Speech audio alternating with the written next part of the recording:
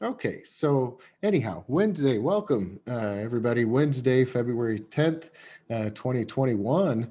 Believe it or not, we're already coming to a close with about a quarter of the semester. So the first three of 12 units are just about done. We'll be starting in on module two next week, which is going to get into some muscle physiology, and then we'll talk about DNA and RNA, and then conclude module two with some immunity discussions, which seems appropriate, especially right now. So that's kind of the looking ahead stuff. Looking backwards, just for a few minutes, again, you want to. I think most of you have done at least unit one, the Padlet case study, and PhysioX lab, and several of you have taken the exam. Many of you have also zoomed ahead and finished with unit two, the stuff we did last week, and many of you have even done some unit three work. So yeah, keep forging ahead. Everything's laid out for you in Blackboard. I'm still in the process of grading. I did a bunch of grading Monday, I believe.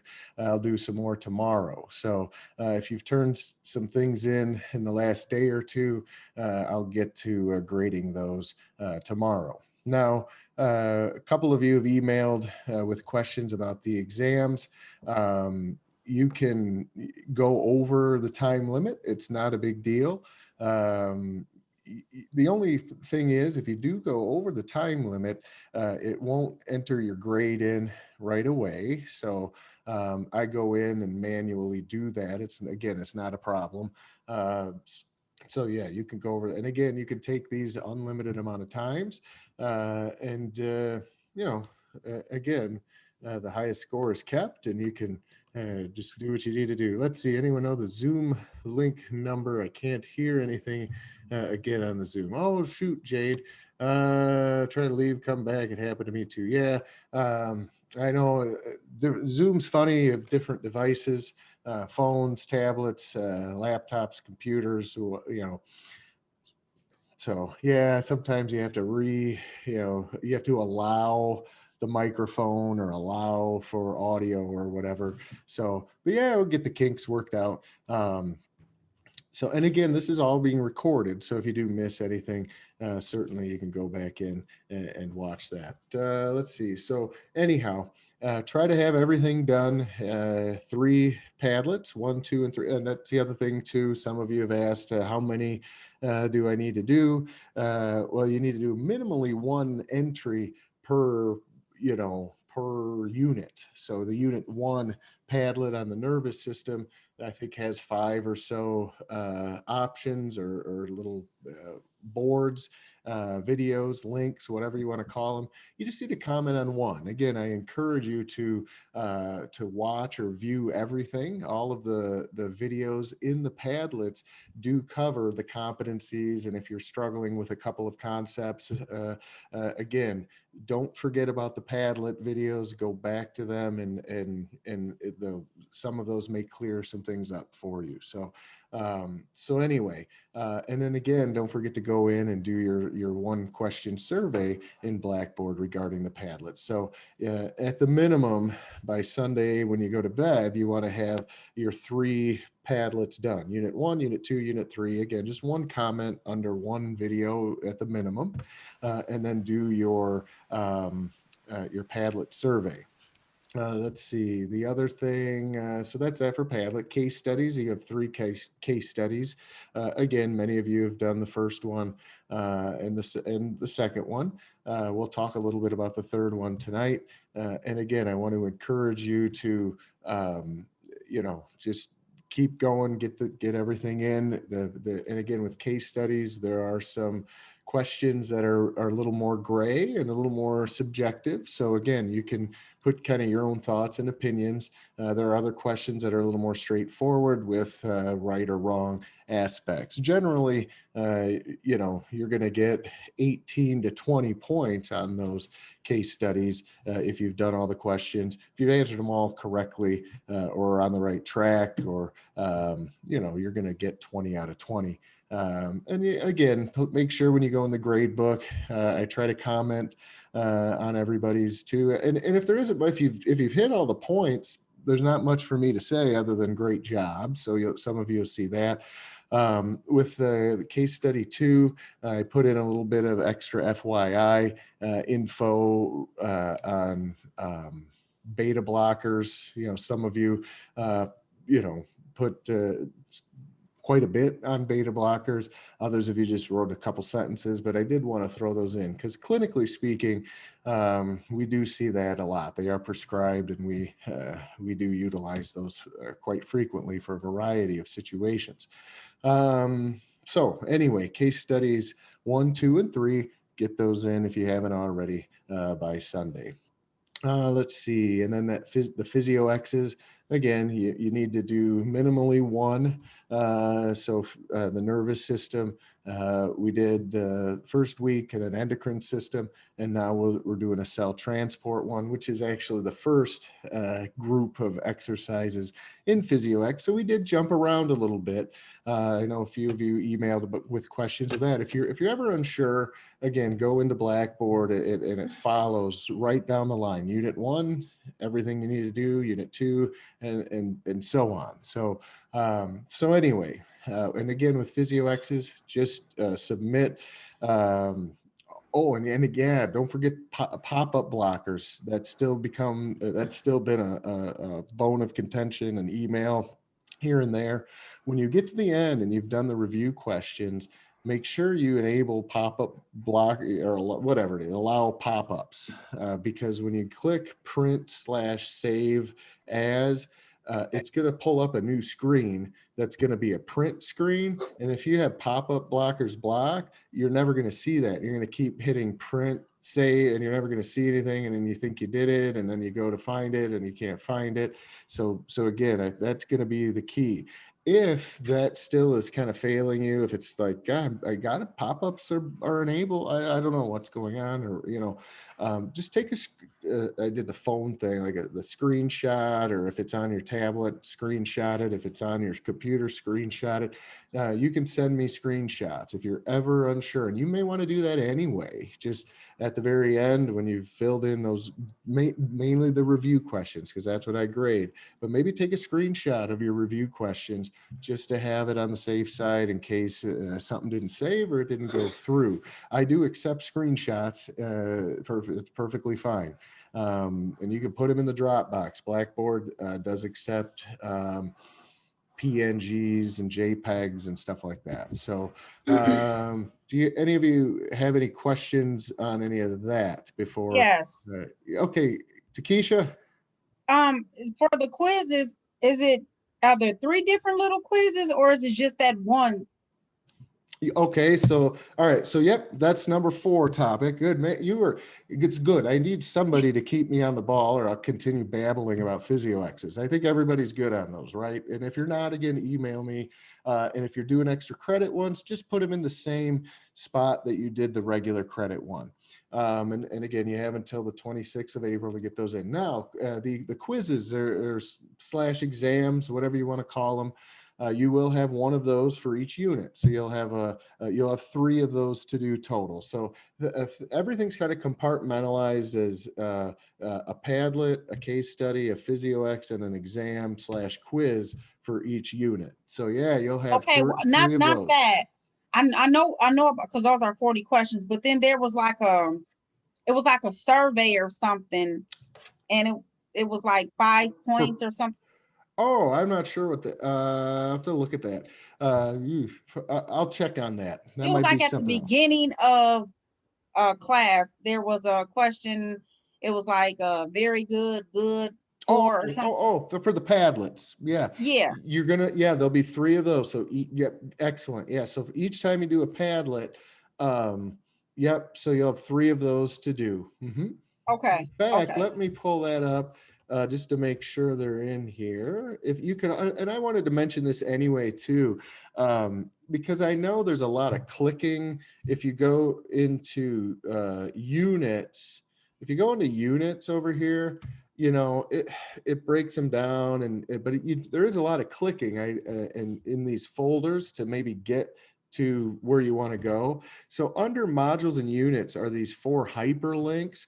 These are where you probably, as the semester goes, I mean, those are going to be spots where you're going to probably, when you're ready to do the Padlet, just hit that Padlet hyperlink and it has both things that you'll need to do. So this will take you right out to the actual Padlet, and then this will be that little survey that you're going to want to do, the little 1 question: are these helpful, are they not? And then competency 2/unit 2 on endocrine, and so on. So those hyperlinks are going to be very helpful. The case study ones are there as well. So if I hit the case study hyperlink, again, it'll take me right over, and I can click those, and it'll take me right to the drop boxes. And then same with the physio X's. It says lab information, and then the exams. So yeah, those hyperlinks will help too. And I haven't done it yet. I need to do a folder for your exam review questions. Those are still just going to be under units. So if you go under modules, units, we'll just do module 1, and you open that up. You're going to have a table of contents with a whole bunch of stuff. Yours is going to be a little different than mine, but those under the unit folder, you're going to see under the practice icon. So let me open this up. I think you might see the same thing. You're going to have a practice folder, and in that practice folder is going to be the exam review questions. So those will take you out, and there's the hyperlink for that. So what I'll do, and I've got a note for myself to do it while I'm grading tomorrow, I'll put a hyperlink, I'll put a folder over here, probably I'll put it under exams apply. I'll probably just go right under that.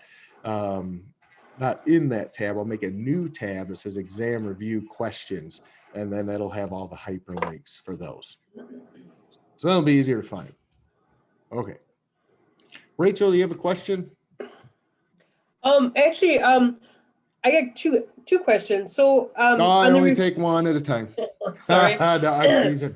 Ask away. The review questions for each unit, is that, I was just kind of going through some because there's actually really a lot of them.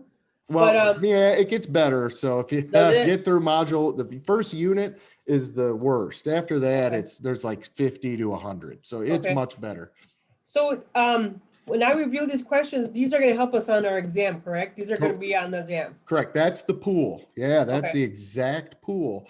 So if you go, as you go through that, and you know what some students do is they'll print that out. And again, that one's pretty massive. I have intentions of trimming it down, but there's so much good stuff, right? With nervous system, and there's a lot of review stuff. There's some anatomy of the brain. There's some, you know, so it's just a good way to kind of get your feet wet. But you know, that's a lot, it is a lot, but like I say, normally there's between, you know, around 70 to 100 ish. So, but some students will print those off, and then they'll either kind of before they take the exam, they'll do it, or while they're doing the exam, because you get multiple attempts. So, and you may not get the same questions, of course, but you know, it's a true like exploration into each question, and you know, you're going to find the answers in what we've discussed in class. You may know some of these already, but you know, certainly looking through your PowerPoints and your notes within the PowerPoints, you know, your open stacks will be helpful. Any of the videos that I have, but even just researching the questions that you're unsure of, and then take note as you go through and take the exams.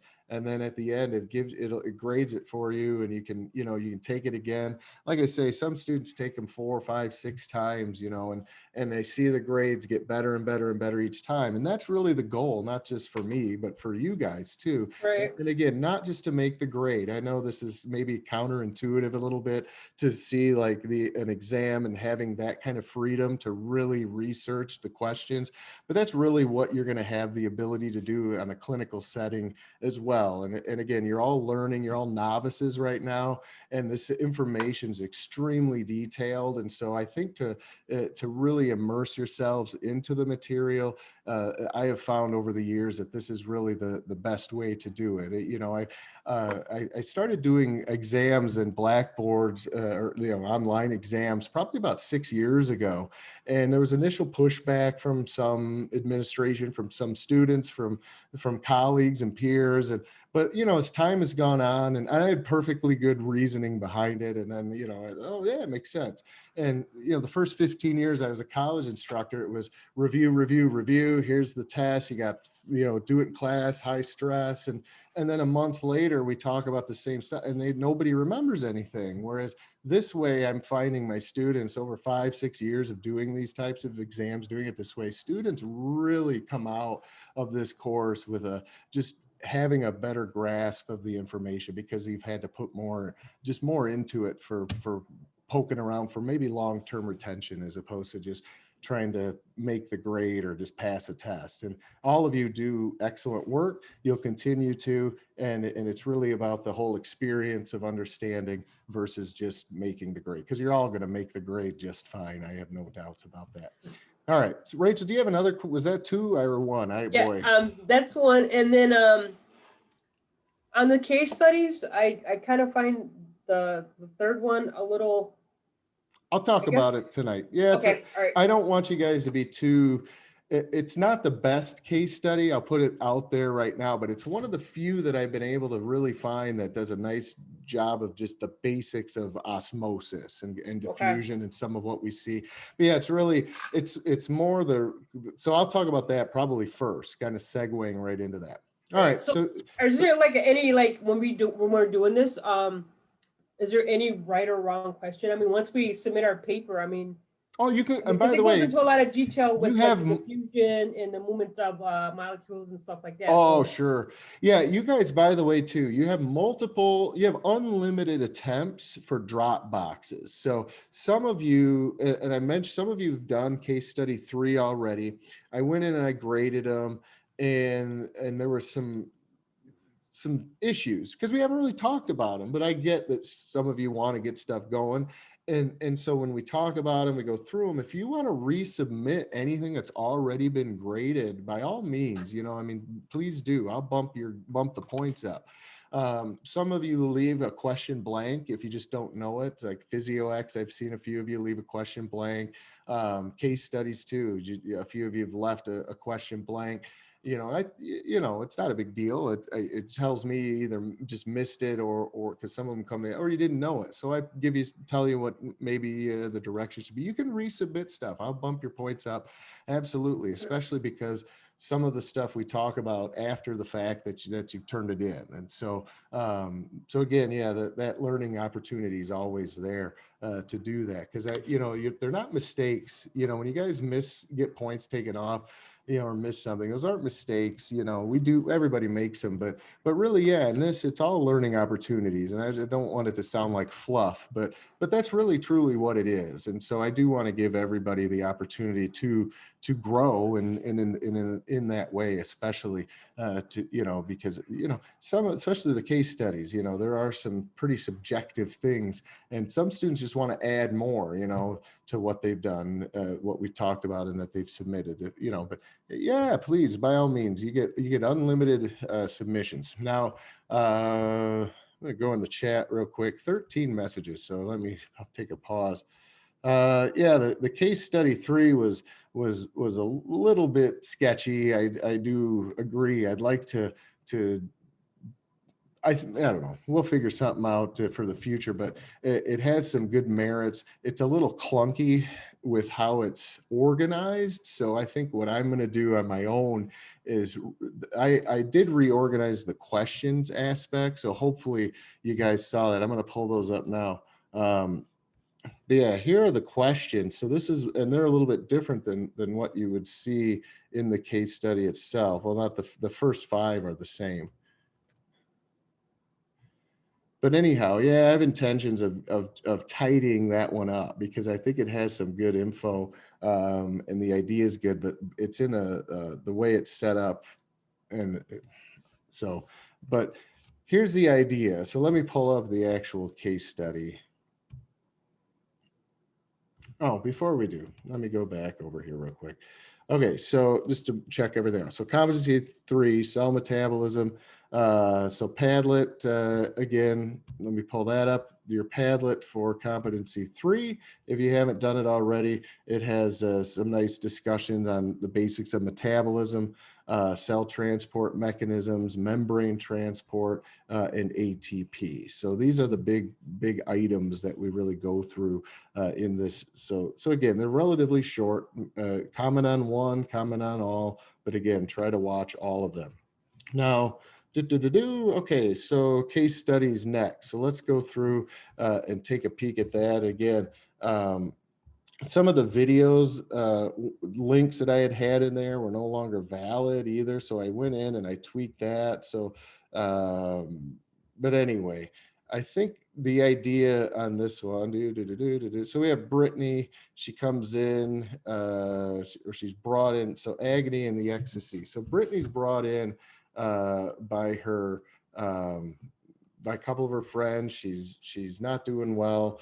So they don't give you a heck of a lot of background, which is oftentimes the case, especially in something where you have, there's potentially a drug overdose or drugs involved. So they do say, yeah, I think she might have maybe took some ecstasy last night. So fairly popular on the scene. So again, this was especially in the 90s. It's still relevant today. They put a little graphic in here, which I found fascinating. I put a little graphic in here that I found fascinating. This from 94 to 99, you have a really dramatic increase in emergency room mentions across the United States. And today that's even higher. So, but opiates and opioids are the bigger problem. But there's a little genetics addiction mouse, kind of fascinating description of some of the neurological mechanisms that ecstasy uses to work. It affects serotonin. So it is going to produce a stimulating, energizing kind of effect. It is synthetic. It's not natural. It's made in a lab. So MDMA is the chemical name for it. So again, it affects the use of serotonin, regulating mood, etc. But it definitely affects, because it affects those areas of the brain. We do see potential issues with blood pressure, pulse rate, body temperature. And a big one that we see with this one, water balance. And with water balance comes fluid and electrolyte balance. So we do see here in a few minutes when we run her test results that we find certain things being normal, certain things not so normal. So the basics still look pretty good. She's breathing, she's alive, she's not alert. Heart rate looks pretty good. It's a little bit high, but nothing too outlandish. Blood pressure too, it falls into the normal range for the most part. Some of you for question, so let me go back to question one, because this kind of is applying to question one. So when we go over to question number one, what do the test results suggest are causing Brittany's illnesses and why? So one of the keys to this particular case study too, it is multiple choice. It has about 11 or so multiple choice questions, but there is, there's a why with all of them. You don't have to be extremely descriptive. Sometimes the why is just, the couple of them is just randomness. There's not really an explanation other than what we find with particles is they generally move randomly. They do move from high concentration to low concentration, but which particle is going to move? They're not taking numbers and calling numbers. All right, number 56, sodium, time for you to go. It's all random. So keep that in mind as we go. But anyway, So I So just had a question. yeah, jump in, any of you too. Yep, because I'm not really checking the chat. So if you guys are typing stuff in the chat, you know, and it's pressing, yeah, just jump in. Okay, so like when I was going over this lab, like some of my whys for some of the, like the randoms, they all kind of sounded to, like kind of sound the same. Yep, yeah, exactly, and they will. It means you're on the right track. Yep, good. Yeah, if you're kind of seeing repetition with, I think it's around number 7, 8, 9, right in that area. Yeah, there's, yep. Hard to really go into too much detail about randomness other than the random nature of the particles. Words like equilibrium, you want to mention. We're trying to establish some sort of an equilibrium. High concentration to low concentration. Water dilutes areas and moves, as well towards higher concentrations of solute. So yeah, I'm not looking for anything more than a couple words, maybe a sentence or two at the most for the whys. So yeah, yep, excellent. So if we're giving like, Sure, Rachel. if we give an explanation on why we think this is going on, and maybe this is why, because of this or that or something. I mean, and then once we submit our case study, how is it graded? I mean, are you able to tell, like, if you put thought into it, is that what you're looking for? Absolutely. Yeah. Okay. Generally what I see with this case study, especially this one, I see typically very few students that have submitted it before we've talked about it. Very few students get all 11 correct. I'll put it that way. It's very difficult.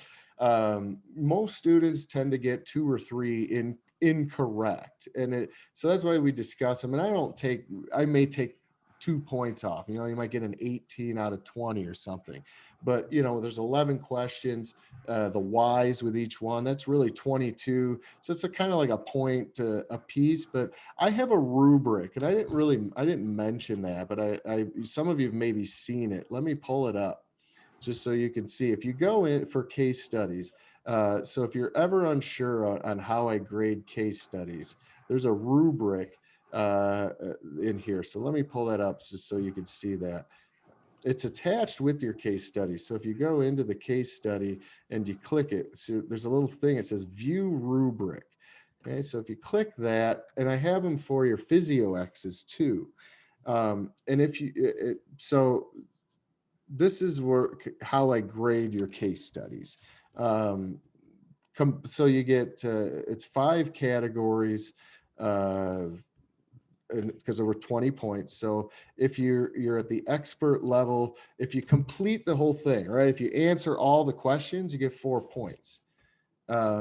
Accuracy, if they're accurate, all the answers are accurate, you're going to get a 4. If for the most part, 75 to 99% were accurate, you get a 3 in that category. Demonstration of knowledge. So it's a little different than accuracy. Accuracy is it's correct, but you could get one wrong, right? Especially with these, like maybe you pick B instead of C, and your explanation for why you picked B demonstrates that you have some knowledge of B and what is going on, but maybe, and of science concepts, but you were just off, like the accuracy of what's going. So those generally kind of go together, but you could feasibly get a 3 in one and a 4 in the other. Usually if you get a 3 in one, you're going to get a 3 in the other. And then anyway, organization, is everything organized? Is it submitted in a fashion where like with case studies, especially, I don't mind if you type them in with the case study, but I really just need the answers. If you have the questions and then the answers, that's fine too, but I don't need the whole case study resubmitted. And I'm probably not going to take off for that, but most of you are going to get a 4 if the whole thing's done, if the whole thing's organized, and then by the due date. So that gets you to 20. So if you missed a couple of them, you might get a point off here. That's where you get that 18 out of 20. Okay, so that's the rubric. Now, if you get like a 20 out of 20, I don't fill out rubrics if everything's fine. If there are a couple of answers, if there are some things missing, then will do the rubric. And when you look in your grades, you can click view the rubric to see where you are. Let me pull up the PhysioX one as well, so you can see what that looks like. All right, so there's a view rubric for the case or for the PhysioXs as well. This one's a little more, there are less parameters. There it goes. It's just 3 parameters for PhysioXs because they're 30 points. So the expert level, you get completeness. So if you do I don't the whole know if anyone else can see it, but we can't see the rubric on your. Oh, you on your can't screen. shoot. Okay, thank you for jumping in, because I'll tell you what, let me figure out how you guys can see it, because it does pop it up in a new screen. Okay, now hold on. I just had to click share screen, new share. And here we go. Boom. All right, how about that? Yeah. Okay, this is the PhysioX one, and then I'll pull up the case study one. All right. And again, you guys have access to these as well. So if you go into your, so you saw how I found them, right? You go into your Blackboard, into the assignment Dropbox, and it says view rubric. So that's where you could view it on your end as well. Not at the moment, but when you have that ability, if you're curious. So the PhysioXs are 30 points. And so there's just 3 categories. If you do all the questions, you get 10 points. If it's organized and it's, again, not a mess, you're going to get 10. That's almost a slam dunk 10. And demonstration of knowledge, again, 10, and so on. So typically, if you have points taken off for a PhysioX, it's going to be over in here, demonstration knowledge. So some of you may have a 27.5 out of 30. Some of you may have 25 out of 30. Some of you might have not completed it and missed a couple, so that knocked you 5 points down. Does that mean you can't turn it in again? No. Again, you can resubmit if you'd like. But anyway, that's how, and then it gives an explanation for the PhysioX rubric. Now you probably still can't see me, so I need to share. I need to pull up. Well, you can see me. Hi. You probably can't see my case studies. There we go. Screen sharing is stopped. Oh yeah, that's good. We're going to start screen sharing again in just a second. Okay. Share screen. There we go. Back in there. Okay, so then back again in the case study Dropbox. Whoops. You're going to see this, and if you click view rubric, and then again, I have to share a different screen, new share. There we go, rubric detail. Yeah, sorry about that. I'm babbling and showing stuff like But anyway, here's the case studies rubric. Same thing. You're going to have expert, proficient, developing, novice, 1, 2, 3, and 4. So completeness, again, if you did all the case study questions, you get a 4. If they were accurate, again, this is where that 3 and that 4 maybe come in, where you might get a 3 if you missed a couple there. If and you might get a 3 if you missed, for missing those couple.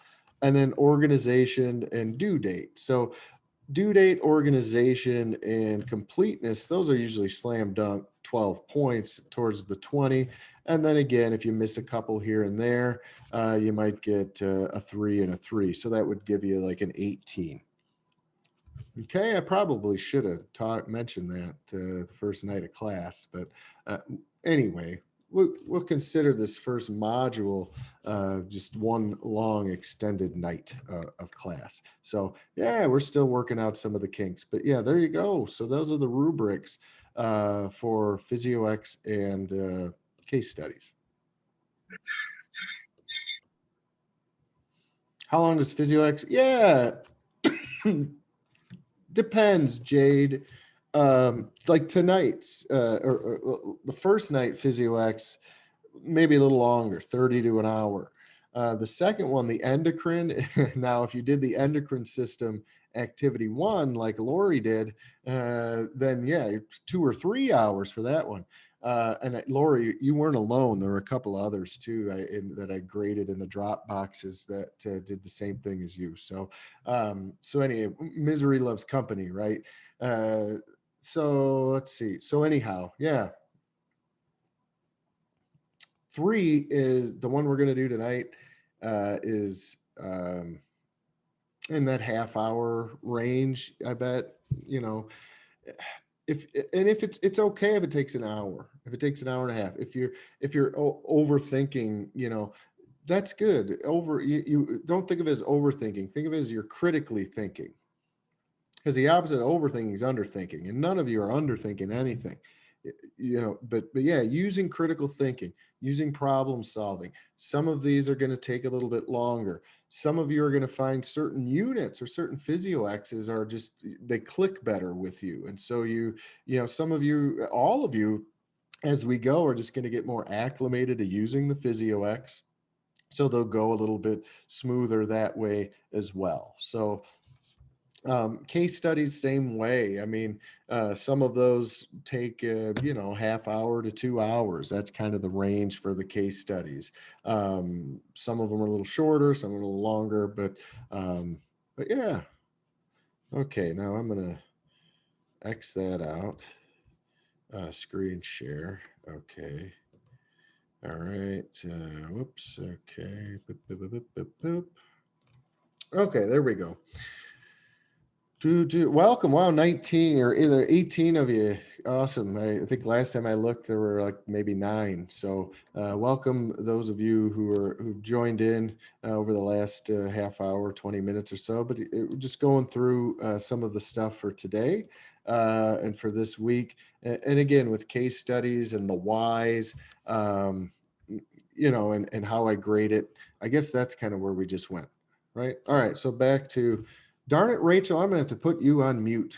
You're just distracting, and I'm teasing. I hope by now at week 4 you guys get that. Okay. Let's see. So Brittany's test results. We're looking at number 1.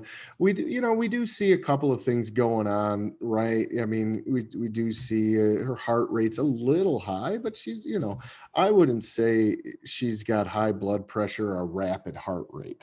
I would say, she's within the normal. Oh, by the way, too, for number 1, I get a variety of submissions for this, and it's all okay. Some students will break down each one. They'll say letter A, normal range, but a little in the high range, high, part of the norm. Hypoglycemic. We go over here. I think her blood glucose was just fine. Okay, so anyway, some students talk about each one. You don't have to do that. Just pick one of these that seems to make the most sense, and kind of go from there. Is she too hot? Is she too cold? I think her body temperature, again, she has a little bit of a fever, but that's not considered hyperthermia. 100-degree temperature is not hyperthermia. So I wouldn't say she's got any of these. She definitely doesn't have hypothermia. So that kind of leaves you with maybe E and F. Hypo means not enough of. Natrium is sodium, and then emia is a blood condition. So she's got a blood condition of not enough sodium. Also means there's too much water, and we'll see where it's going. Too much water. Okay. So, and we can see she does have hyponatremia. Hey, Kevin. Not enough sodium. Yes. So with the diffusion part, and also with the case study with the results that she got from her lab test, I'm a little confused with, are we supposed to know like the diffusion rate and stuff like that too? Because No, Okay. no, please no. Not, that's not necessary. Okay. Yeah. I was a little worried there. Whew, no, that's some of that's just kind of FYI. I really like this one is a one where yeah, it can get off the rails a little bit with this with case study 3. Yeah, it's I just really my intentions are to just give you kind of some of the basics of osmosis and diffusion while putting like kind of a common clinical spin that we do see occasionally. We do see quite a bit of hyponatremia, especially it's too much water, and we'll see why kind of as things go on here. What about like the albumin rate and then the urea? I mean, are we supposed to, is that something to keep in the back of our heads as far as like keep on as we proceed more into the class too? Oh, Of for the- like physio for the physio X, Yeah. yes. In fact, we'll see albumin and urea come up again. Yep, absolutely. So it's this early stuff. Good. Yeah, we're kind of still in the early foundational stages. Yeah, we I know a lot of your courses, and again, it depends on the course, depends on the instructor, depends on a lot of things. But a lot of your courses, you know, you take it, it's everything's kind of compartmentalized, right? You do this unit, and then you're done with it. Then you move to this unit, then you're done with it. Then you move this, and this course, and general. Those of you who had me for general kind of know this too.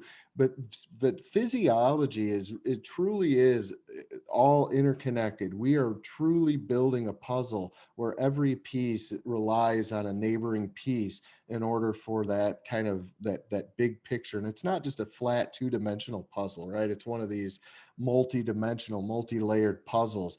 But yeah, you start taking pieces out and it's going to start crumbling. So all we're doing is kind of building a little foundation of our puzzle.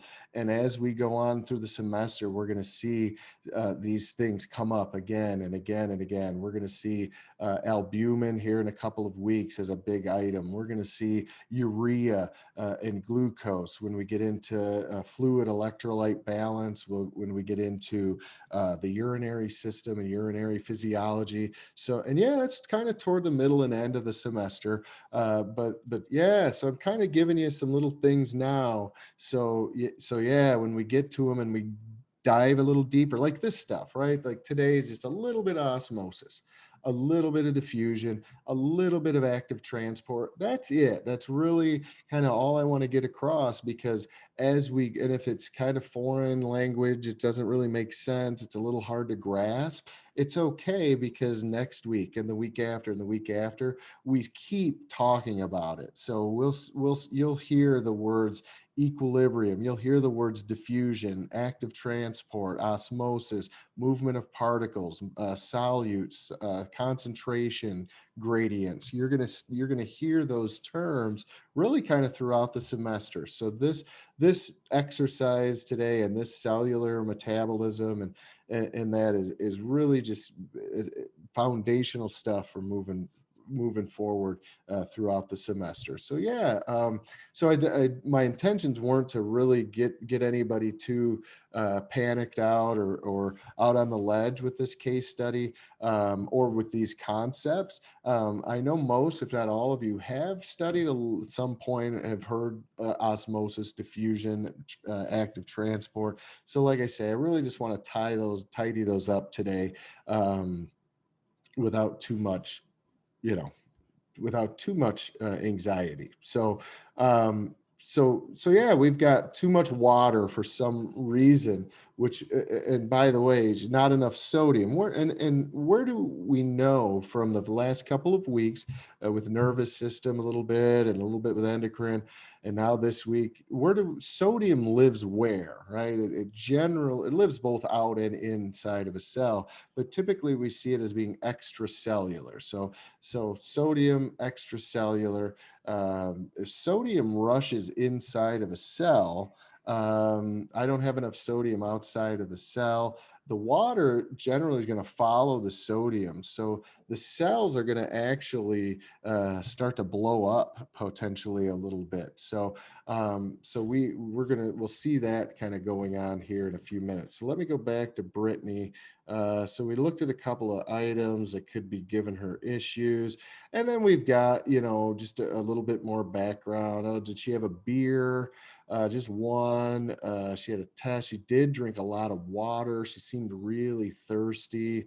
Normally, our kidneys, Brittany's too, would respond to a lot of water by producing a lot of urine. So, and again, this is all kind of teaser trailer stuff, prelude to what we do when we get to the urinary system here in several weeks, in the kidneys, and talking about diuretics, and we'll look at how the kidneys regulate pH, and help with pH balance. They're not the primary organs. We'll see respiratory does that, but the kidneys do help with some of that as well. But we'll see that fluid in is generally going to match fluid out. So if you drink 2 liters of water a day, you're going to pee out 2 liters of water a day. So if you don't, then you're retaining water, right? And if you get rid of too much, if you drink 2 liters, but you pee out 3 liters, then you're going to be dehydrated, right? If you drink 2 liters and you only pee out 1 liter, then you're taking on too much water. So anyway, she's guzzling water, and let's see. So what's the difference if you are dehydrated and then they rehydrate you and you don't, I mean, do you still lose it then too, or because your body needs it though, right? It's not gonna. Absolutely. Yeah. Your body will, if we're talking about a clinical condition, yeah, if you're dehydrated and we, if you're taking in 2 and you're peeing out 3, then you're lacking 1. So we give you that 1, but we need to find out why they're dehydrated. Are they dehydrated because they've got an electrolyte problem, a kidney disorder? Is it due to drug interactions? So yeah, what's causing it? So the first thing we do, is get fluids in them. But they're still going to be peeing it out. And if they do have some sort of a physiological issue going on, it doesn't matter how much fluid we keep putting in them to help with their dehydration. If they have a physiological issue, they're going to be peeing out excess of what we're putting in, and kind of perpetuating that dehydration issue. So that's why most of the time these bags are going to come with sodium, potassium, chloride ions. We're trying to balance out and get them to be less dehydrated. So just a quick question then. So if you're really thirsty and maybe dehydrated, a Gatorade versus water. Not a good idea. Yeah, you want to stick with water. Water, Yep. okay. Yeah, sodium and now Gatorade has a lot of electrolytes. Right. And, That's I guess the go-to drink, in the summertime when you're doing sports and stuff. So it really is, and it has a lot of sugars in it as well. I think that our bodies, if we're consuming the right amounts of items, and most athletes are anyway, otherwise they're unable to maintain that elite aspect. And some of them may take supplements, magnesium, calcium, zinc, but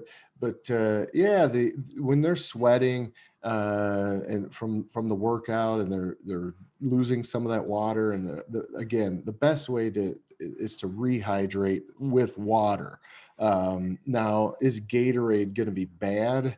Hard to say. I mean, maybe long term, excess of anything is going to be bad, right? But I think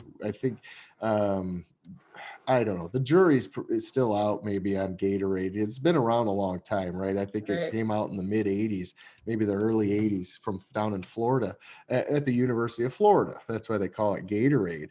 But we're seeing now more options, right, than Gatorade regarding electrolyte balance. You can get water that does have some of the electrolyte water. So you're seeing I can't think of the name. I haven't bought any lately, or even been into the gas station lately to browse that area, but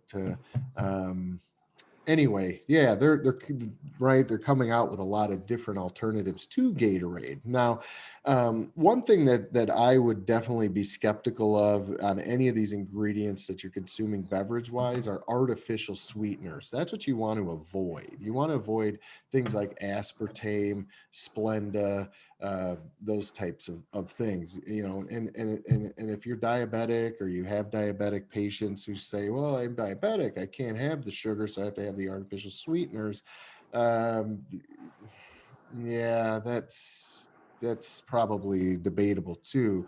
They probably need to drink more water, and they actually are finding that a little bit of raw honey seems to help balance blood glucose levels. Now, you're going to be doing a case study later on this semester where we get into this more, so I don't want to get too far off, but you will research more about energy drinks and Gatorades, not just Gatorade, but you're going to look at Red Bulls, you're going to look at Coca-Cola, you're going to look at all kinds of other items. I think it's case study 10 or 11.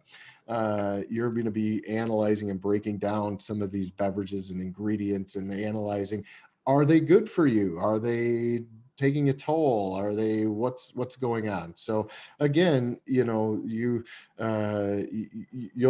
we'll get to that. That's awesome. So Rachel, it's like you've been here before or something. So yeah, we'll get into that, you know, in more detail. I think honey water is awesome for boosting energy, for getting your electrolytes balanced, for replenishing that water loss. So anyway, ecstasy, because of some of its physiological features, chemical structures, it acts as actually an anti-diuretic. So an anti-diuretic is going to enable you to retain sodium, and water follows sodium. So you're not going to be peeing, and so the urine is going to be really concentrated. It's going to be, meaning it's going to have a lot of other thickness. It's not going to be, there's not going to be a lot of water in it.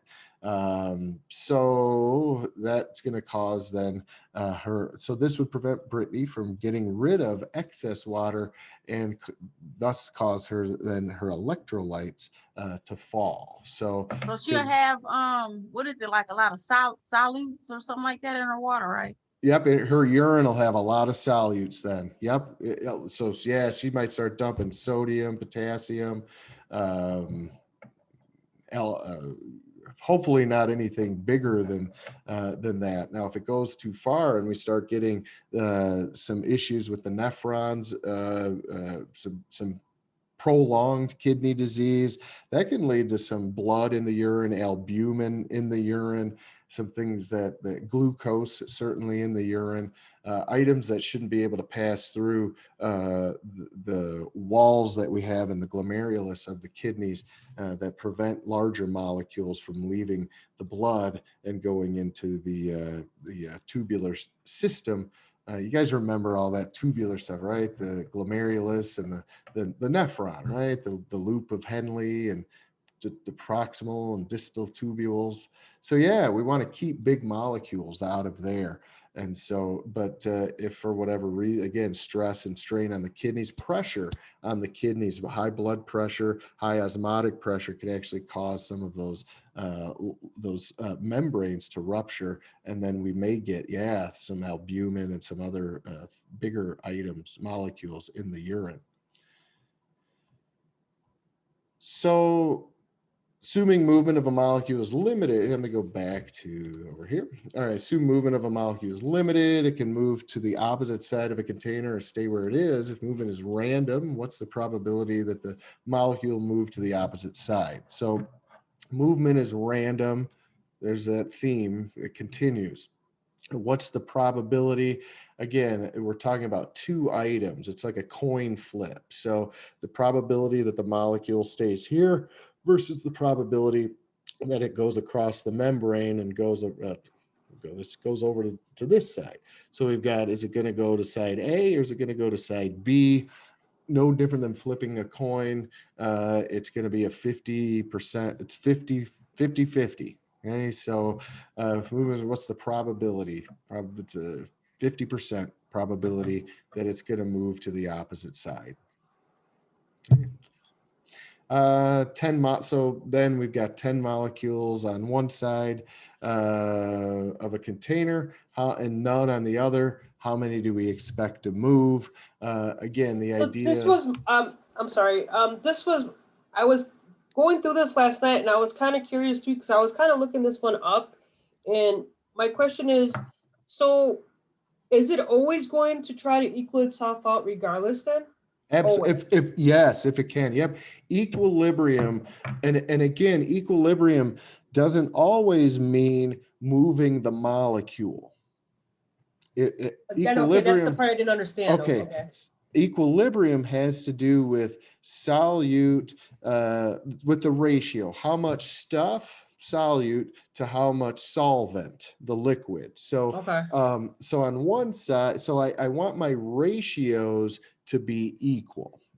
Okay. And sometimes, ideally, well, not ideally, situationally, we can either move so if I've got 100 items on one outside the cell and 10 items on the inside of the cell, that's 110 total. So the idea is I want to get 55 on one side and 55 on the other if the fluid on the outside and the inside is the same. So assuming Right. our fluid is balanced on the outside and the inside, particles, so I have 100 milliliters on the outside, 100 milliliters of fluid on the inside, 100 on the outside and 10 on the inside. If I can't move fluid, I can move particles. So I'm going to get 55 on, I think that's 110. So yeah, 55 on each side, and they'll keep moving. You know, it's like once 55 gets here, 55 gets here, we have equilibrium. So we have a 55 to 100 mLs on the left, 55 to, we'll use easier numbers. We'll say 50 mLs, 50 particles to 100 mLs on the left, 50 particles to 100 mLs on the right. So we have a 1-to-2 ratio. We have a 50 to 100. So we could say it's a 1-to-2 ratio of particles to solids or particles to solvent or to liquid on the left. We have a 1-to-2 ratio on the right. So that's moving particles. Now that's kind of always going on, but we see water able to move a little bit more freely in certain situations to be able to dilute an area.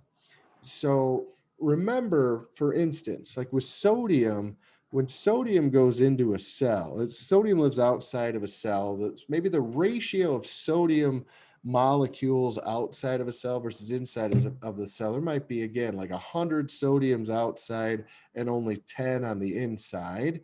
So the idea is sodium wants to move into the cell, right? It wants to naturally, because it wants to find equilibrium.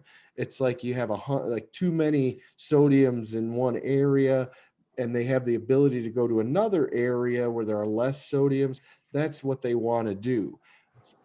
But we can't allow them to do that, because if they start flowing inside of a cell, at some point I have to get them back out of the cell, and that requires a pump and ATP and energy. So the body has specialized sodium channels embedded inside in the membrane of the cell, so we can regulate the movement of sodium going into a cell.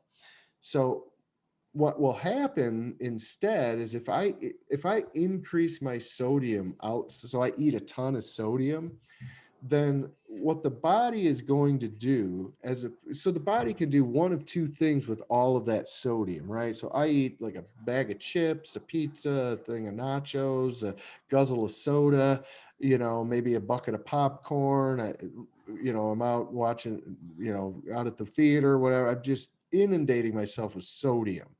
Well, the sodium can do one of a couple of things. Sodium, once it's inside my body, it can either travel inside of my body's cells, and it wants to, right? Because there's a ton of it outside of my cells when there's normally a ton anyway, right? Sodium lives outside my cells in the interstitial space. So if I consume a ton of it, now I have a lot more sodium outside of my cells. So what's it going to do? Well, it's going to want to leach in and diffuse, go from an area of high concentration to an area of low concentration. So it's going to want to go inside of your cells. But remember, there are those channels that basically they're doors that are shut that aren't going to allow that sodium to get in high amounts, because in order to get it back out to where it came from, we have to use energy to pump it back out. So option number one is kind of out. So option number two is I can dilute all of that interstitial space where all that excess sodium is. How do I dilute it? Where am I going to get water from to dilute all that sodium outside of the cell? I'm going to get all that water from inside the cells. 2/3 of your water in your body is intracellular, inside of the cells.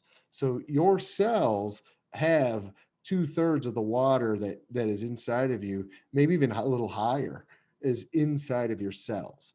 So if I put a ton of sodium outside of my cells, the cells have plenty of water to allow to leave.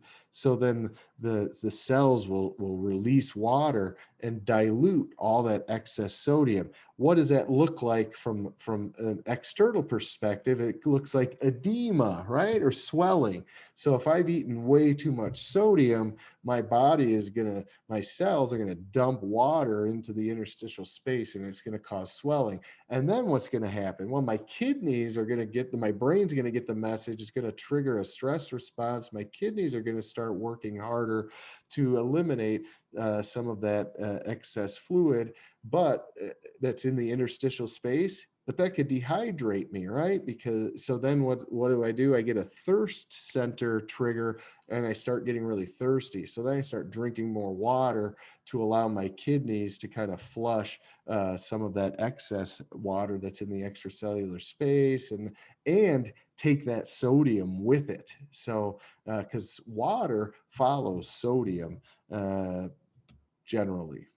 Okay, so with hopefully that makes sense. It's kind of like basically we're talking like ratios of solute to solvent concentrations inside the cell and outside of the cell. So when we see terms like later on, it talks about millimolar concentration, we can dive into those numbers and what they really mean, but we're not going to. We're just going to look at them and understand them as just solute concentration. So the higher the number, when you see a millimolar, and which is a little m, big M, OL, the higher that number is, that means the more stuff, the more solute that's in the solution.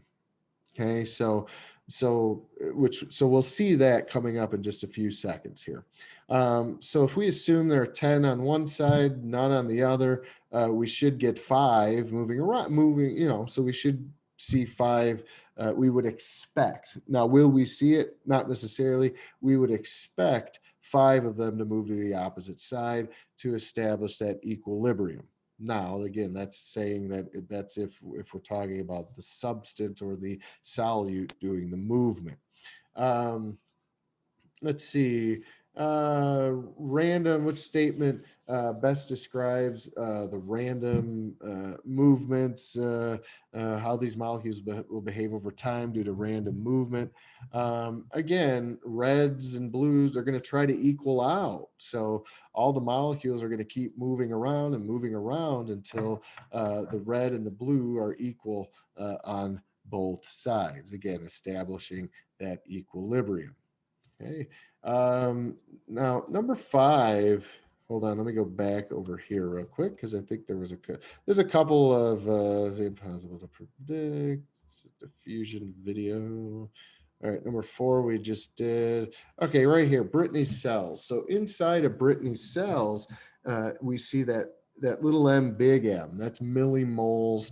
That's a solute concentration. So inside of Brittany's cells, she has a 300 millimolar solute concentration of salt.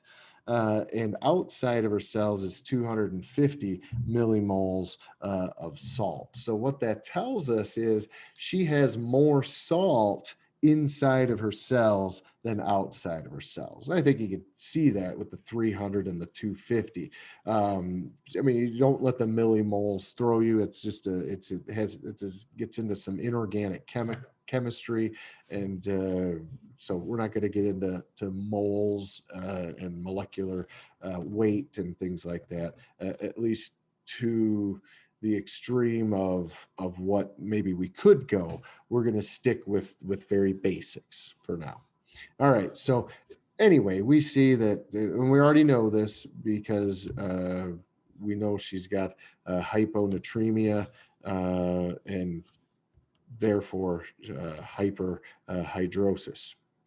So anyhow, which of the following, oh wait, let me back up, beep, pop, boop. There we go. Here we go. Which of the following molecules could move through a phospholipid membrane with the least difficulty? Now, again, we just got talking about water, just finished talking about water and how relatively easy it is for water to move from inside of a cell to outside of the cell and vice versa. That's very true. We do see what are called aquaporins, and we mentioned that a few weeks ago, but they're the little tiny channels in a cell membrane. They're not, again, we saw these channels for sodium membrane channels. We also have water membrane channels called aquaporins. That's not the correct answer, however. It's maybe the second best answer out of your group. Which of the following molecules could move through a phospholipid membrane with the least difficulty? Glucose, we know that needs a carrier, that needs a helper embedded in the membrane. Sodium, we know, requires a membrane channel. And again, water, we know, requires an aquaporin. Well, oxygen, as a gas, oxygen has little to no problem diffusing across a membrane. There's no hydrophilic, hydrophobic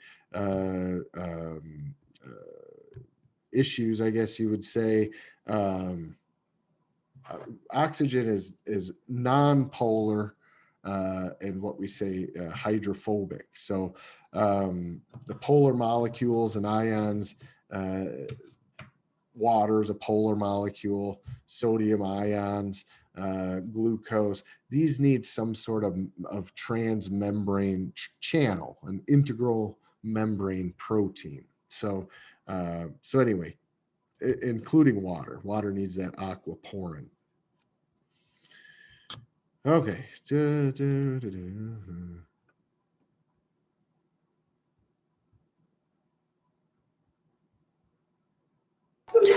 So for number 5, then Oxygen. I'm sorry, I got lost. It was oxygen. Yeah, so you want to go with oxygen because oxygen's a gas, and it's non-polar, we say, meaning it's not going to get attracted to something else and become bigger. It's going to be able to pass through, it's going to be able to diffuse across a membrane without attaching to that phospholipid bilayer. So remember, the cell membrane is a phospholipid bilayer. So you have the kind of the fatty tails and then the phosphates at the top. And so anyway, any gas is going to be able to diffuse across a membrane without the help of a channel. Does that make sense? For all the gases have no trouble moving across membranes, whereas liquids and solids need some sort of protein channel. They all move differently though, too, don't they? I mean, there's like random movements, and then there's like, okay. Yeah, absolutely. Yep. We'll talk more in respiratory physiology, which I think is module 3. Right at the beginning, I think it's the first thing. It's unit 8. We'll talk about this oxygen and carbon dioxide exchange and how that occurs as it relates to diffusion across a membrane, and the ease in which it can do those things. It can do the diffusion. Okay, and then this last one really about Brittany, number 6, 300 millimoles of salt inside, 250 outside. So again, water is going to follow salt. So if there's more salt, that's where the water is going to go. So inside the cell is more salt. So we would expect water. And by the way, water is going to move back and forth freely. It's going to move in both directions. But in this situation, we're going to see more water moving inside. So water, there is no only with water. Water is able to continue to move in and out of the cell. And again, we'll talk about this in more detail when we get to the kidneys. We'll talk about osmotic pressure and what osmotic pressure as it relates to osmosis, right? So when we hear the term osmotic pressure in a couple of weeks, we see the word osmosis is in the word osmotic. So osmotic pressure increases in a situation like this towards the inside of the cell, where when water is wanting to travel across a membrane to dilute an area, we would say the osmotic pressure is higher. Okay, so there's more pressure against the cell wall as water's trying to move to the inside of that cell to dilute that excess salt. Does this kind of follow like, is it Boise's law or something like that? Oh, Boyle's law. Yeah, we'll look at that a little bit. Sure. Yeah, we'll look at that when we get to ventilation and the movement of gases. Yep, absolutely. Yeah, Boyle's law is all about diffusion of gases.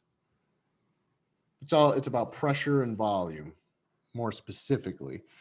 Yep, as pressure increases, volume decreases. Mm-hmm. So yep, absolutely. So pressure. So yeah, Boyle's law is about pressure. And then we'll see another law called Dalton's law of partial pressures. It just means if we add the pressure of oxygen, the pressure of nitrogen, the pressure of CO2 are what we call partial pressures. When we add them all together, it gives us the total pressure of the air, like the atmospheric pressure. We call it like barometric pressure.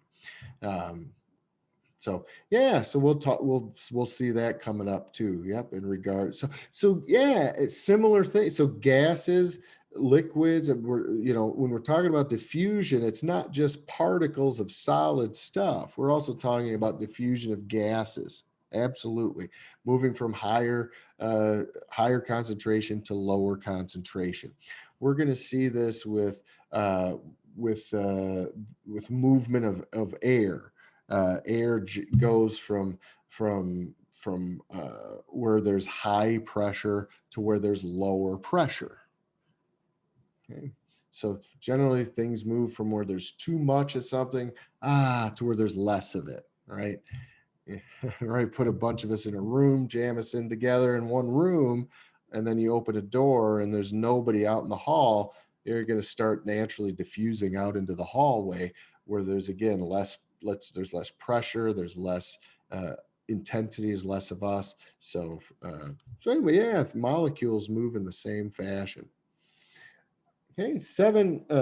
This last couple, I want to go fairly quickly. We've spent more than enough time on this, probably. Well, probably not. I mean, we could spend probably plenty of time on diffusion and osmosis as it just relates to this case study. But I do have a couple of other things I want to do before we wrap it up. 7 through 11 deal more with just general movement of diffusion and osmosis, movement of molecules.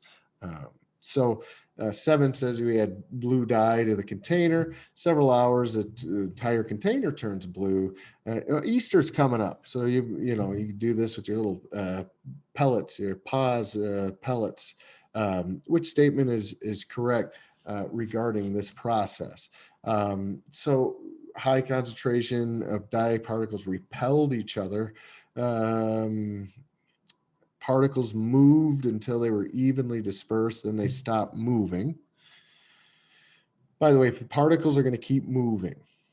Okay, some of the dye, you know, after a while it may settle, but we're still going to see there's still going to be some movement of the particles. There are too many particles crowded into one area, so they move to an area with more room. Again, some of these, all of these kind of make sense, right? So we're kind of going, well, maybe, so let's keep going. By random chance, there's that word random. Dye particles move from high concentration to low concentration. And then the dye molecules were broken into smaller pieces. All five of those make sense, right? To some degree, there's a degree of correctness in probably every single one of these. But letter D is really the theme of this whole thing. It is random. By random chance, dye particles move from high concentration to low concentration. That doesn't seem real sciencey. Like there's got to be something more to it than that. And it really isn't. We simply see by random chance, this particle is going to move to where there are less particles. It's not thinking about it to, like letter C, there are too many particles crowded into one area, so they move to an area with more room. I mean, it's kind of the definition of diffusion, but again, it's almost implying, it's like personifying particles a little bit too much. And that's very easy to do for us as humans because we're the ones who kind of came up with all of these concepts. So, but it truly, physics is physicists have analyzed particle movement, and they conclude after all of this time that it's random. It's how they move and where they go and how they get there is really completely random. Even though they do go towards an area where there's less of them. There's no why to it. There's no thought process. And if you continue to watch it for several more hours, they're just going to continue moving around randomly. Okay? They're not going to stop moving. Now, if we let it sit for a few days and without touching it, eventually the molecular weight of the dye particles will likely cause some of the settling to occur to the bottom. But as soon as you bump it again and activate the particles from being sedentary, they're going to start moving around randomly again. Okay, where are we? When we want to know whether a specific molecule, so when we want to know whether a molecule is going to pass through a membrane, specific types of lipids present in the membrane, no, that really doesn't have a lot to do with whether a molecule will pass. The degree to which the molecule is water soluble, that sounds really good. Whether the molecule is actively repelled by the lipid layer, and D, we'll get to that one in a second. D, whether the molecule is harmful to the cell. That's probably not. That's not the main consideration. B and C are usually the two that students tend to kind of go back and forth on. There is no active repelling going on. Okay. Water soluble molecules interact poorly with the tails inside of that phospholipid membrane. Okay, so they have difficulty crossing unless they have a channel. Okay, so so water solubility has everything to do with whether or not or how efficient a molecule travels from outside a cell to the inside of the cell and vice versa. Because remember that membrane is double layered. You're going to have those the two phosphates with the lipid tails, okay, hydrocarbon tails, and that's that fatty layer that again is not water soluble. And so again, in order for these molecules to be able to move through past the membrane, we have to have channels. And again, the membranes are what we call a passive barrier. So letter C, whether the molecule is actively repelled by the lipid layer, is the membrane doesn't actively repel anything. Some membranes are not living, they're passive. So it's just their construction that determines whether something's going to pass or not. And that has to do again with the degree to which the molecule is water soluble. Okay, sodium ions cross a membrane. Right away, if we're without even looking at your options, how do you get a sodium to cross a membrane? You need a channel. So those channels, remember, are made of protein, right? We call them integral membrane proteins. Okay, so they must move down the concentration gradient. That's not necessarily true, right? Sodium, we can move it against its concentration gradient, but we need a pump. So sodium ions cross a membrane. It's asking crossing the membrane going in or crossing the membrane going back out. So they must move down the concentrate. No, that's not true. We can move sodium back against its concentration gradient. They diffuse across the bilayer without any help. No, we know that. We just said they need a channel. They are helped across by proteins. Absolutely, right? Letter C. And then D, sodium ions can never cross membranes. Boy, we hope not. We need that movement of sodium into the cell and back out through the use of those pumps.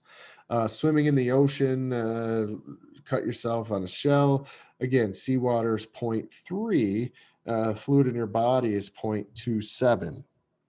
Okay, so water. So what's going to happen? This is kind of going back to Brittany's case a little bit. Okay, out this time though, it's the reverse. Outside of the cell has a higher concentration, higher solute concentration, higher molarity. So 0.3 outside of the cell, 0.27 inside of the cell. So water will enter and leave the cell just like normal, but more of it is going to leave, right, to dilute that area. So the seawater versus the body, or the cells of the body, when one of your red blood cells enters the water, what would you expect to happen? So if one of your red blood cells goes into that seawater, inside that red blood cells 0.27, outside the red blood cells 0.3. So we're going to see fluid move from inside that red blood cell out to the extracellular space, or in this case, the seawater. And so what would happen to the cell then? It's going to shrivel up or shrink. Okay. And again, some of these questions are maybe better answered by going through the PowerPoints and the lecture slides first. I think sometimes diving in and kind of working on some of this, get your feet wet a little bit for moving into some of the deeper concepts. Now, so that's all recorded. There's a short recording, about a 10-minute recording that I did earlier today that kind of goes through what we just talked about. So you can do that. The other thing too that I want to share with you, the Physio Exercise 1, Activity 1 on simple diffusion is, I have that video in here. In YouTube. It's also in Blackboard. So it's under lab information and practice. the video for that, but it's also in our course playlist. It's right here, PhysioX Exercise 1, Activity 1, Simple Diffusion. It also gives you kind of a basic PhysioX introduction. Okay, but this is also in our playlist, and if you're not aware yet, on my channel, I do have a playlist.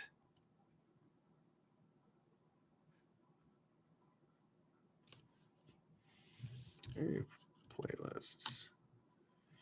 So if you go to our channel, there's a Spring 2021 Advanced A&P playlist. And I think that playlist is in, I think this link, I'll put this link but anyway, in the chat, but this has everything we've done right for our Wednesdays. So this has our Wednesday session. So if you click the Wednesday Zoom sessions, it's going to take you to this playlist. Wednesday Zoom sessions.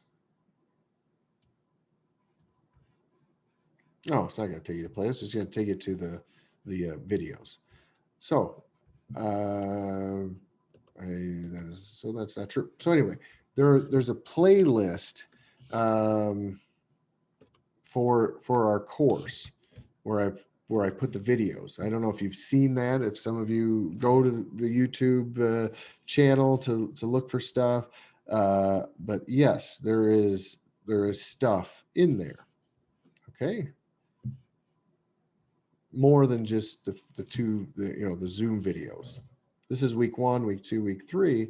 The PhysioX Exercise Activity 1 on Simple Diffusion is in there. Now, so I'm not going to go through that. I want to talk about a few other things. I think that this video explains it perfectly and goes through it just like we normally would. If you watch it and you have issues and you don't understand it, just let me know. I'll help you out. This one is very straightforward.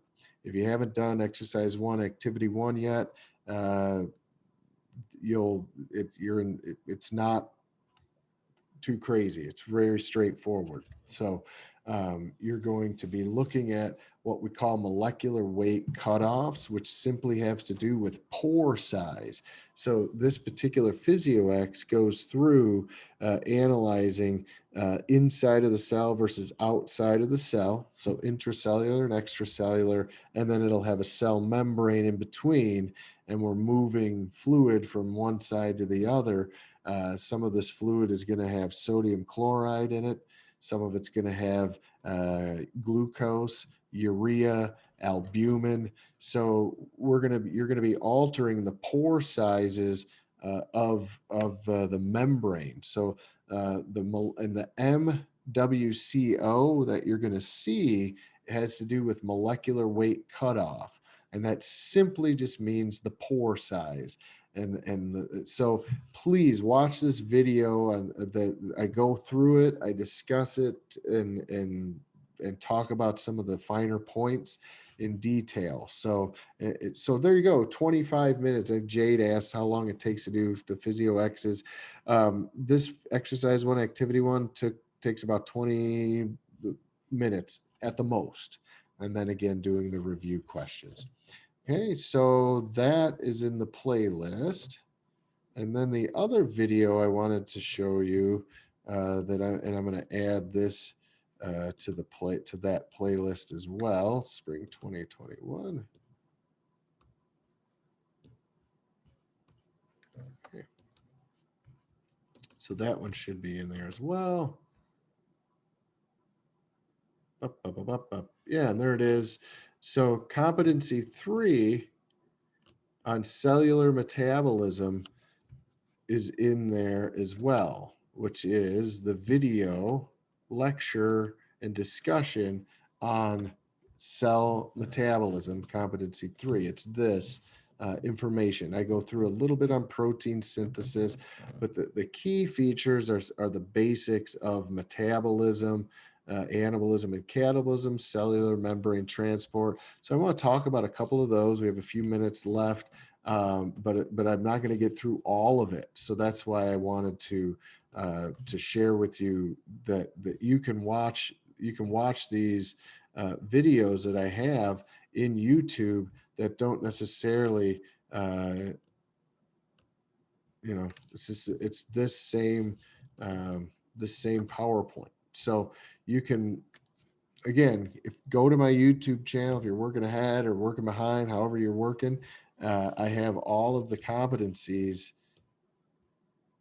videos module, and again, you can access them from here. Module 1 video lectures, module 2 video lectures and PowerPoints, etc. All right. So, and I think in the chat at the very beginning, I put those links in there, so I can do it again if you need me to. And you can see me with my summer beard.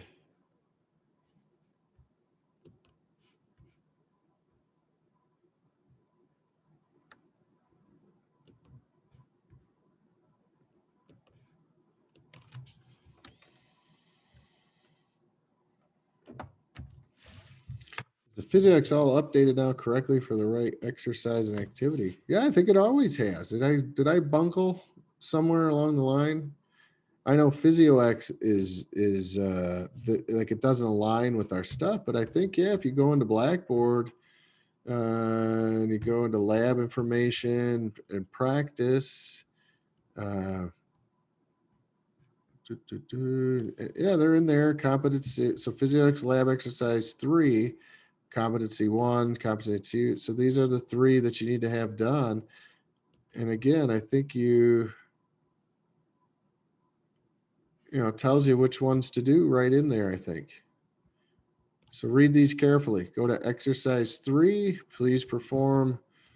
I think they all should look like this. So I'm not, Jade, I apologize. I'm not exactly sure what is the PhysioX all updated now correctly for the right exercise and activity. Yeah, I think so. I'm going to say yes. Okay, good. All right. Let's see. Awesome. No.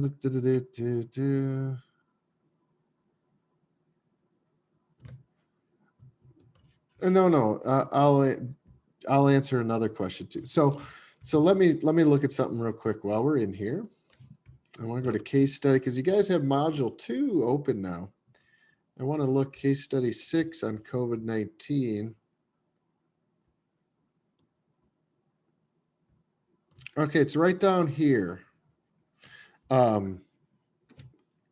If I'll blow that up a little bit. You see that? The case study question. So click to open the case study question. So if I open this for case study 6, you're gonna get the questions. Now for the case study, I couldn't get it into a Google Doc. It wasn't working right. So here's this is it here. Hopefully that opens up. There we go.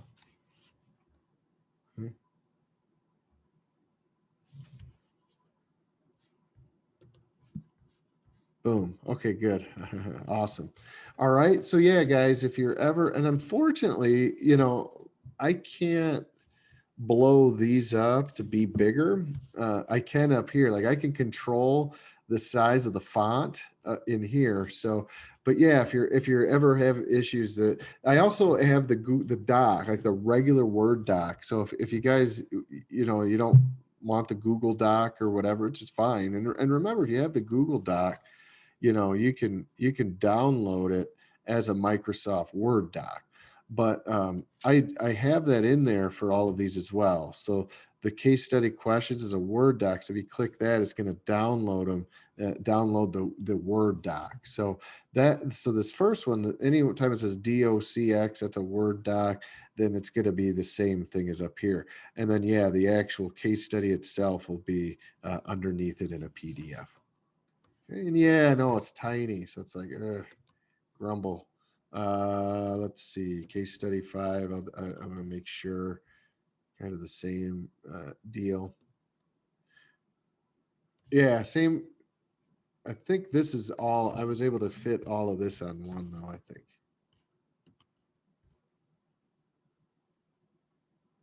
Is this one's a little bit different, this case study 5. Yeah, everything's in one thing for case study 5. There's a couple questions about DNA and RNA, and then a couple of kind of the history of it. Yeah.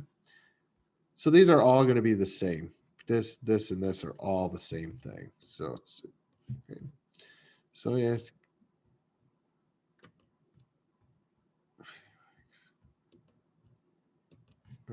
Lastly, just want to make sure this one's okay because so I know so. There we go. Case study 4 note. So it's going to be here. Muscle contraction. Whoops. Muscle contraction PDF. That'll be the actual case study. And there's some notes too I put in there as well that'll help you with case study 4. Okay.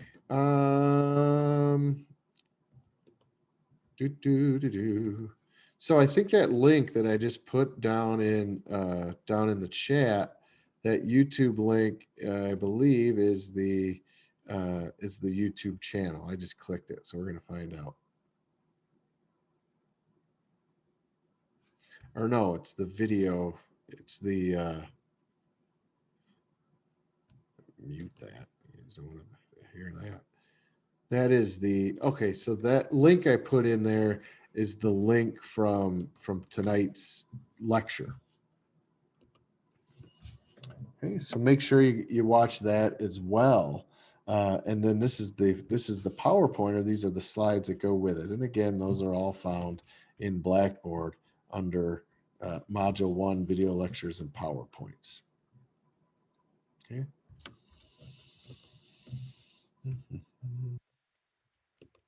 All right. I just want to talk about a couple things real quick, and then we'll call it a night.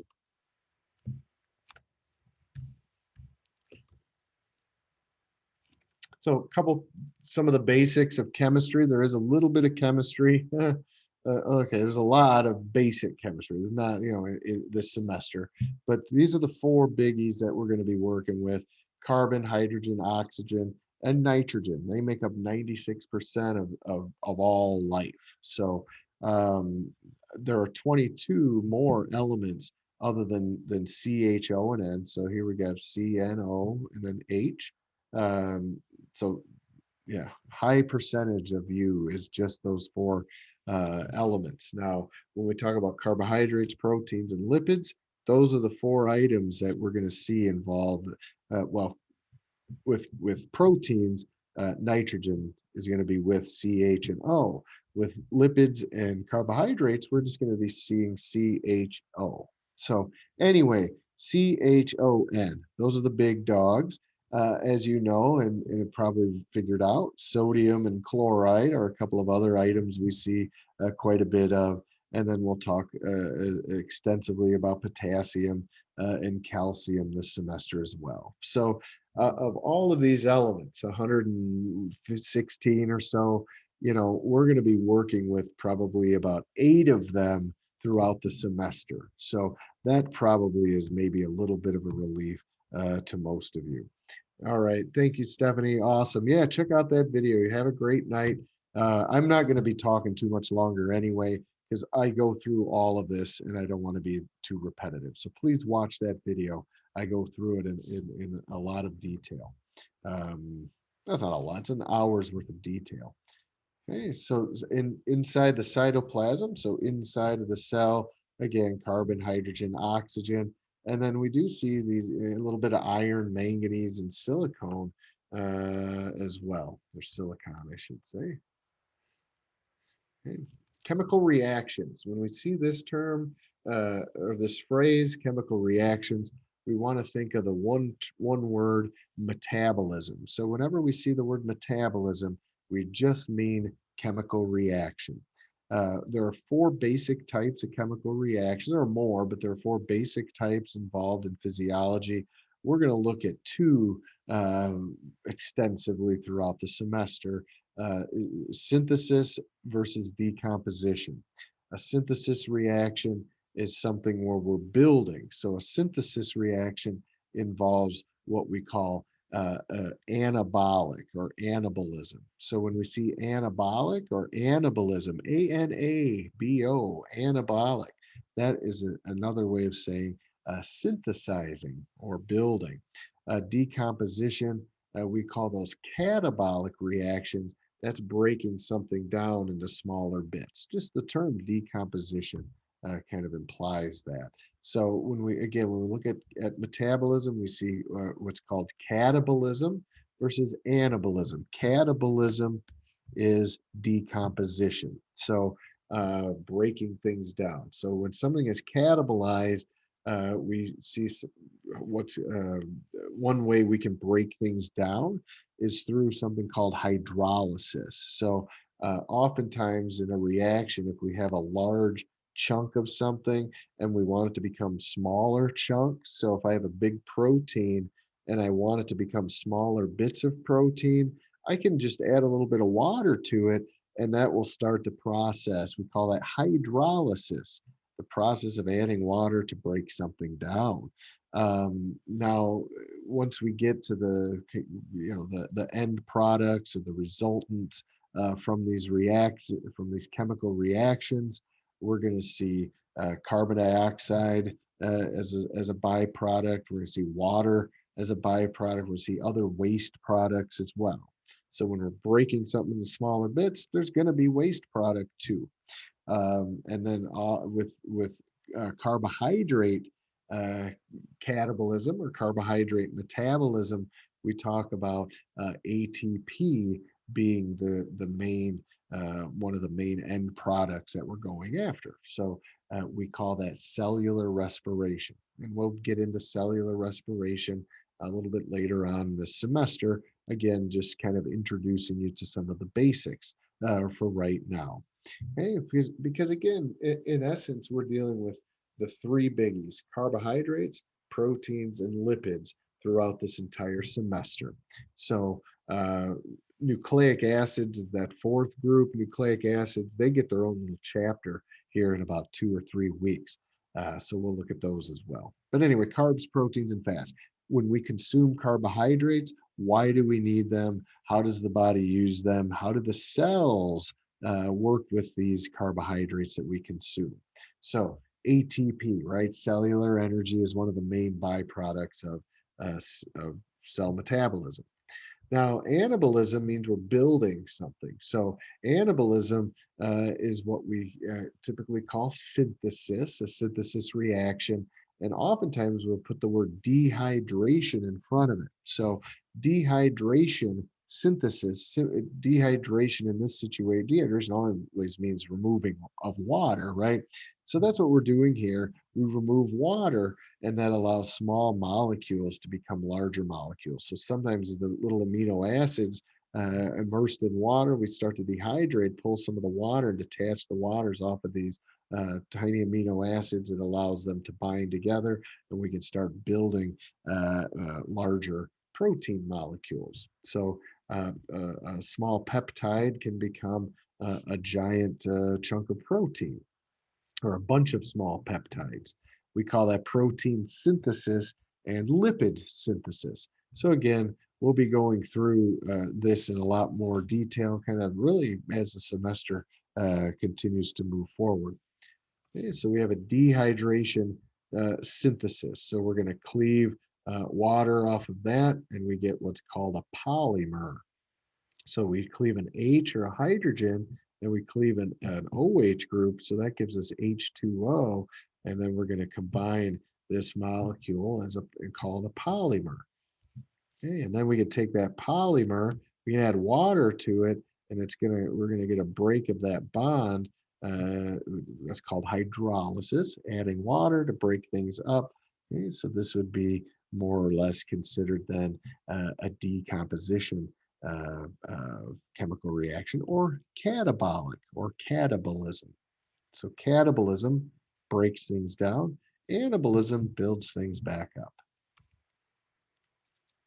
And again, cellular respiration is one of the main catabolic pathways.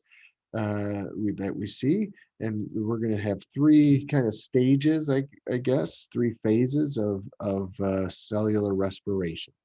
Okay, so the anaerobic phase is what we call glycolysis.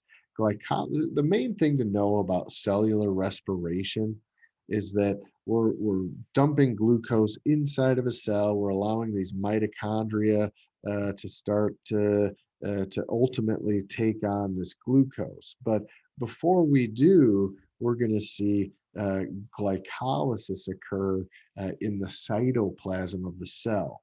This is anaerobic, meaning there's no oxygen required to get ATP. Glycolysis will yield a couple of ATP molecules, so we can get anaerobic respiration to occur in that first pathway. If we're out of, if we've saturated we've reached what we call an oxygen saturation, we have an oxygen debt, but we still need energy to be able to function, we can get it through what we call glycolysis. That just means that we don't need oxygen in order to get a little bit of ATP. This happens as step one, regardless of whether we're ultimately going to continue the process and add oxygen into the mix. So if I do have oxygen available, then I can add oxygen into the mixture. And we call that the citric acid cycle, and that's going to take place within the mitochondria. So at this point, we've added oxygen to what we're doing, and now we're going to get more ATP ultimately through what we call this electron transport system, leaving us with at the very end 36 ATP. So one oxygen, one glucose come together, in essence, in theory, and we get 36 ATP. If I eliminate oxygen and I just give my body glucose, I can still get a couple of ATP between maybe, I think it is a net gain of only 2 ATPs. So you don't get much through glycolysis. All right. So let's see, a couple of other items. Again, anabolism is we primarily are thinking of building something up. So again, we're going to discuss protein synthesis when we get to competency 5 or unit 5, which is on DNA and RNA. So I'm not going to get too detailed right now, but just know that protein synthesis does involve ribosomes, the rough endoplasmic reticulum, but we also need the nucleus, right? The nucleus is going to transcribe, basically it's going to make a photocopy of a DNA strand. Basically, the nucleus is a big library full of recipe books. And so when the nucleus gets a message that a certain recipe needs to be pulled off of the shelf and photocopied, that's called transcription. So taking that recipe book, finding the recipe, here it is, let's make a copy of it and send that out of the nucleus. That's that photocopy. And maybe we only need part of the recipe. Maybe we only need a portion of it. Either way, we're going to get that in the form of what we call RNA. So RNA is kind of, in essence, like a photocopied chunk of DNA from the nucleus. And that's called transcribing or transcription. And then once we leave the nucleus, that RNA is going to hook up with ribosomes and the rough ER, and we're going to get what's called translation. So we're going to translate, the ribosomes are going to help to translate that recipe. Okay, so anyway, we'll get into that in more detail. That's protein synthesis. And so what happens as the ribosomes and rough ER are translating that recipe, they're going to start stringing together amino acids that are available into longer and longer chains. So in essence, the nucleus gets a signal that says, hey, we've got these amino acids. The brain says we need to make, we need more collagen fibers in this spot. The shoulders been overworked.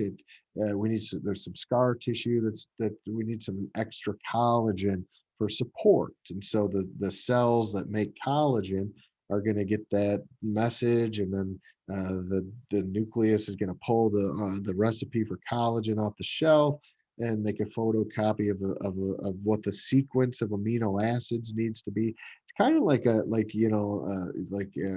I have daughters, so they like doing beads, and it's like a bead kit, right? Where you've got multiple different colors and shapes and sizes of beads. In each of these beads in this situation represents an amino acid. And so I take an elastic string from my bead kit, and I read the order of what the beads are supposed to be. And here's an orange one, an orange ball. Here's a blue star. Here's a pink heart, and then another orange ball. Another. So anyway, there's like an order of putting all of these amino acids or all these beads together to get like a longer chain, a protein chain. And then ultimately, as we keep configuring this beaded necklace of amino acids, it can become like a globular blob. It can become a strand, a protein strand, like a collagen fiber, and so on. So that's what protein synthesis is. So you really are what you eat, right? You consume the protein, your digestive enzymes break the protein chunks into amino acids. Your bloodstream delivers all of those amino acids to the cells of the body, and then the nucleus is going to transcribe a little bit of DNA to RNA. That RNA is going to go out into the cytoplasm to the ribosomes and rough ER, and then we're going to look at that recipe and start stringing these amino acids together. Now, proteins are more than just structural aspects. There are also enzymes too, right? So maybe a specific enzyme recipe. We need a special enzyme. Here's the recipe. This is the protein code, the amino acid code.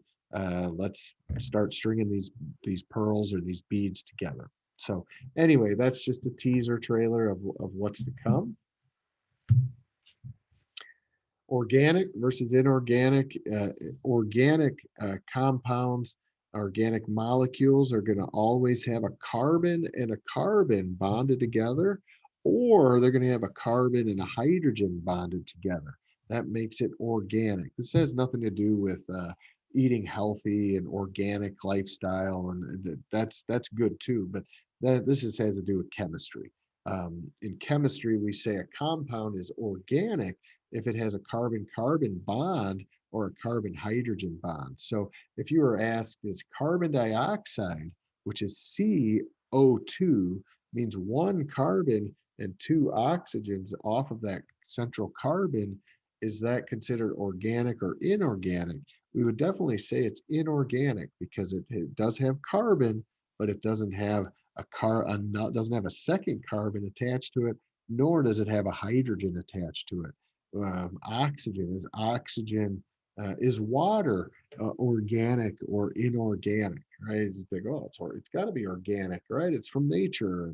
No, it's not what it means in chemistry. So water is H2O. There's no carbon at all in water. So water's in its own kind of category anyway regarding compounds and molecules. So anyhow, no or inorganic compounds are going to have carbon-carbon or carbon-hydrogen bonds. The three main organic compounds are going to be carbohydrates, proteins, and lipids. Okay. So inorganic molecules are going to be what I just mentioned: oxygen, carbon dioxide, your electrolytes, sodium, magnesium, zinc, all these positively charged ions or electrolytes. Okay, so carbs, and again, we'll look at all of this in more detail when we get to nutrition, metabolism, and digestive physiology. Okay, so carbs, again, give us energy. We see, oops, let me back up real quick. We see that saccharide in there, monosaccharide, disaccharide, polysaccharide. With lipids or fats, we're going to see those being insoluble in water, A lot of our basic biological compounds, we know a handful of hormones are lipid-based, right, or fat-based hormones. Cell membranes are made of lipids. Fats are a stored energy source. They provide some structure. You're going to see glyceride as associated with lipids or fats. So saccharide with sugars, glycerides with fats. So glycerol and fatty acids, right? Omega-3s and omega-6s. We're going to see saturated fat is solid at room temperature. Unsaturated fat is not solid at room temperature. And again, this is just a brief introduction. Go back through, please, and watch the video. I go through this in a little more detail. We do see this all again throughout the semester. So again, get that foundation in. Your steroids, prostaglandins, again, these are lipid-based or fat-based. Yeah.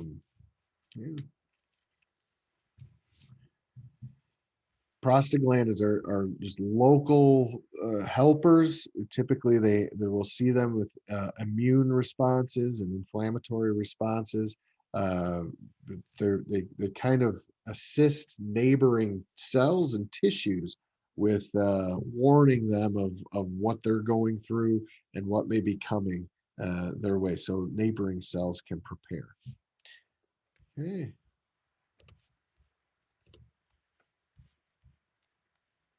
All right, well, that's it. We've pretty much hit our peak. I know there's a couple more things in here you could certainly go through, but again, we go through quite a bit of this throughout the semester. I talk a little bit about diffusion and osmosis as well in here, so you'll want to go through and take a peek at some of that.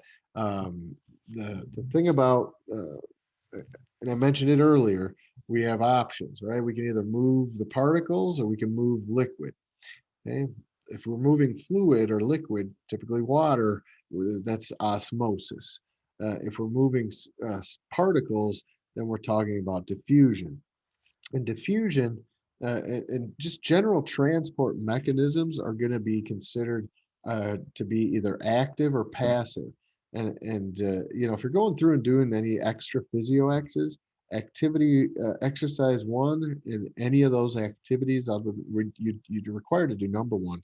But when you look at the physio X for this week, there are others in there on active transport, on osmosis, simple diffusion, facilitated diffusion. So anyway, we have when we're moving things or liquids, we have either passive or active transport mechanisms. Active transport ATP. Okay, active transport requires ATP.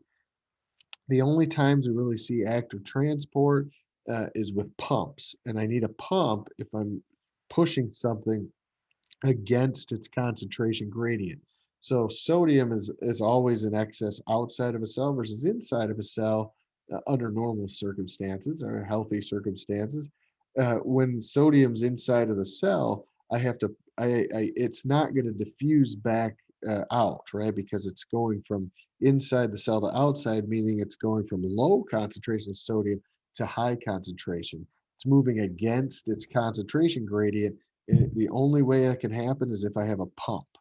So sodium potassium pumps use up ATP. That's a form of active transport. So active transport is needed.